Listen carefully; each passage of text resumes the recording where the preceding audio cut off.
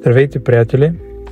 Започна да захладнява и вече в къщата започнахме да палим ракетната печка Gamera. Това, което мога да споделя като впечатления след ползване една година и започваме да я ползваме втори сезон, е това, че първоначално, когато се запалих по идеята за ракетни печки, имах две притеснения. Едното е естетичния вид. Голяма част от тези, които сами си правят ракетни печки в къщите, са екоентусиасти, които искат наистина да икономисват голямо количество от материала за горене и си правят самоделки, които имат лош естетически вид.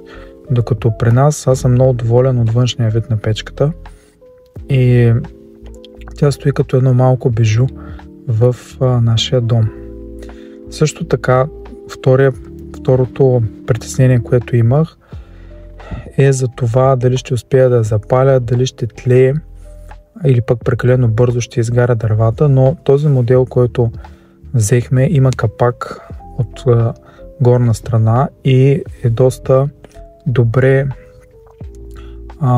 изолира горивната камера с клапан за въздух и по този начин може да регулираме притока на въздух и това дава възможност още по-оптимално да изгаря дървата по-бавно, което дава съответно по-добра ефективност. Виждате в момента клапана, който в момента е почти затворен и е само на няколко милиметра и дървата могат да тлеят доста бавно и да топлят помещението по много по-дълго време.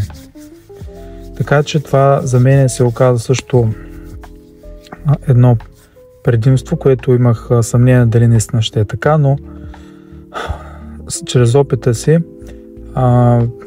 го преодолях и съм доволен, че нямам такъв проблем, с прекалено бързо изгаряне на дървата. На практика, особено в по-топлите дни, когато навънка не е много студено, постигам тление и по-голяма ефективност.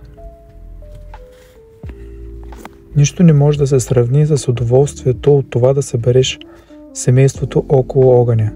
Топлината, която отдава печката и начинът, по който загрява, наистина уникален.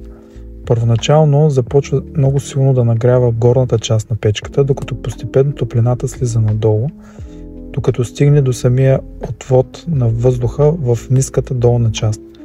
Това дава всъщност една от няколкото причини, поради която тази технология е много по-ефективна от стандартна печка. Виждате, в момента държа кюница с ръка и по никакъв начин не се изгарям, въпреки високата температура, която е около 1000 градуса в горивната камера, което е около 2 пъти повече, отколкото обикновена печка. Но и не само това. Където е работила инженерната мисъл, там разликите са значителни.